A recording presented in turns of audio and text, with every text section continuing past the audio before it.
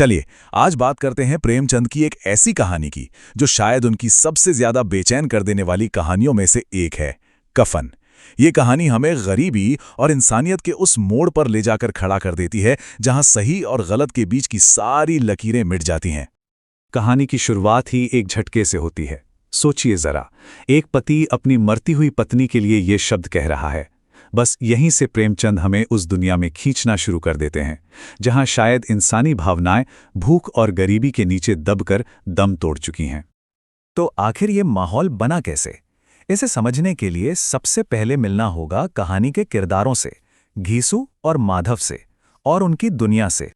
जरा इस मंजर की कल्पना कीजिए। बाहर कड़ाके की ठंड है, आग लगभग बुझ चुकी है और अंदर एक औरत जिंदगी और मौत से लड़ रही है, दर्द से चीख रही है, पर उसके अपने पति और ससुर पर उन चीखों का कोई असर नहीं।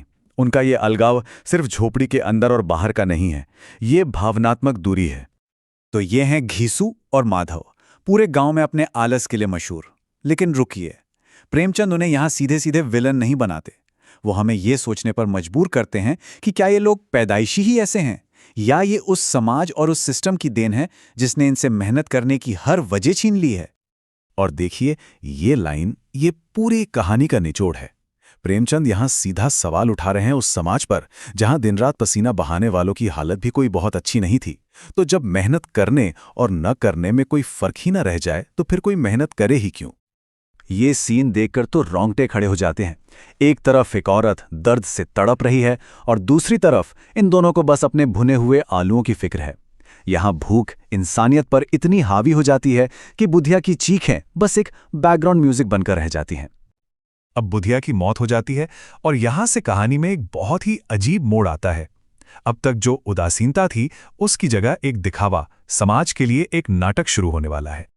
अगली सुबह झोपड़ी में एक भयानक खामोशी है। बुधिया की तकलीफें खत्म हो चुकी थी। उसकी मौत भी ठीक उसकी जिंदगी की तरह ही हुई, गुमनाम, अकेली और धूल में लिपटी हुई। और फिर देखिए, अचानक सब बदल जाता है। वही बाप बेटा जो कल तक बेफिक्र थे, अब जोर जोर से छाती पीट पीट कर रोने लगते हैं। ये असली दुख नहीं है, ये एक नाटक है, एक सामाजिक रस्म है, और इसका मकसद सिर्फ एक है, कफन के लिए पैसे जमा करना। जमींदार और गांव वालों की दया से पैसे जमा हो भी जाते हैं, पूरे 5 रुपए। अब ये सिर्फ 5 रुपए नहीं है, ये गांव वालों का भरोसा है, मरे हुए इंसान के सम्मान का प्रतीक है, और घीसू माधव के कंधों पर एक सामाजिक जिम्मेदारी है। अब पैसे हाथ में हैं और कहानी अब अपने सबसे दिलचस्प, सबसे अहम मोड़ पर है। यहीं से शुरू होती है कर्तव्य और इच्छा के बीच की असली लड़ाई। तो वो दोनों हाथ में 5 रुपए लेकर चल पड़ते हैं बाजार की तरफ, कफन खरीदने। इरादा तो ठीक लगता है ना? पर सवाल ये है कि क्या ये इरादा बाजार तक पहुंच भी पाएगा? रास्ते में ही उनके दिमाग में एक सवाल कौंधता है, एक बहुत बड़ा सवाल, कि भाई जिस औरत को जीते जी अपना तन ढकने के लिए एक छितरा तक नसीब नहीं हुआ, मरने के बाद उसे नए कफन की क्या जरूरत? ये सवाल उनके अंदर एक तूफान खड़ा कर देता है। और घीसू तो इसे साफ साफ कह भी देता है। ये शब्द समाज के उस पाखंड पर एक सीधा तमाचा है जहां जिंदा इंसान की कोई कद्र नहीं, पर मुर्दे के सम्मान की इतनी चिंता की जाती है। और तभी उन्हें मिलती है एक, कह लीजिए, दैवीय प्रेरणा। उनके कदम कफन की दुकान की तरफ नहीं, बल्कि सीधे शराब की दुकान की तरफ मुड़ जाते हैं। अब दिमाग तो बहाने खोज ही लेता है ना? वो खुद को समझाते हैं कि कफन तो आखिर लाश के साथ जली जाएगा, उसका फायदा क्या? बस इसी एक सोच के साथ वो अपनी जिम्मेदारी को, गांव वालों के भरोसे को, सब कुछ ताक पर रख देते हैं। तो कफन के पैसों का क्या हुआ? उससे खरीदी गई एक बोतल शराब, तली हुई मछली, ढेर सारी पूड़ियां, चटनी, अचार। सोचिए, वो सब कुछ जिसका उन्होंने शायद जिंदगी भर सिर्फ ख्वाब देखा था। और इस सब के बीच माधव जो कहता है वो सुनकर रोंगटे खड़े हो जाते हैं। मतलब बुधिया की मौत उनके लिए दुख नहीं, बल्कि एक जश्न का मौका बन गई। उसकी मौत ने उन्हें वो दिया जो उसकी जिंदगी कभी नहीं दे पाई।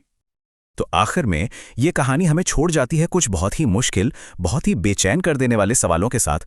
चलिए उन्हीं सवालों पर अब बात करते हैं। तो असल में ये लड़ाई किस चीज की है? एक तरफ है समाज, परंपरा, मुर्दे का सम्मान, और दूसरी तरफ है पेट की आग, सालों की भूख और बस एक पल के लिए जी भर के जी लेने की इच्छा, इन दोनों में से क्या भारी पड़ता है? नशे की हालत में ही सही, घीसू शायद जिंदगी का सबसे बड़ा फलसफा बयान कर देता है। वो उन अमीर लोगों के पाखंड पर चोट करता है जो गरीबों को लूटकर गंगा में नहाकर अपने पाप धोना चाहते हैं। वो कहता है कि बुधिया तो स्वर्ग जाएगी, पर क्या ये लोग जाएंगे? और कहानी का अंत तो और भी ज्यादा चौंकाने वाला है। अपना सबसे बड़ा गुनाह करने के बाद वो दोनों नाचते हैं, गाते हैं, जिंदगी में पहली बार शायद इतनी खुशी महसूस करते हैं। और तो और बचा हुआ खाना एक भिखारी को भी दे देते हैं। अब इससे क्या कहेंगे?